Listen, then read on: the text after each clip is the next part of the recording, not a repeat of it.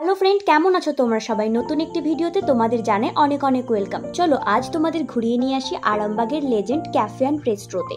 এই ক্যাফেটা newly open হয়েছে আরামবাগে। আজ বিকালে আমি আর সন্তুটাই ডিসাইড করলাম এই ক্যাফেটা একটু এক্সপ্লোর করে আসা যায়।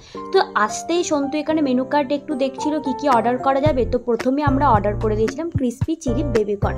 এটা জাস্ট খেতে খুব স্পাইসি ছিল, জাস্ট ওয়াও।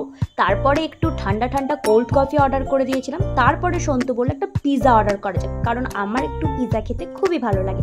তো এখানে সন্তু অর্ডার করেছিল ওভারলোডেড চিকেন পিজা। পিজাটা এত চিজি ছিল, জাস্ট ফাটাফাটি।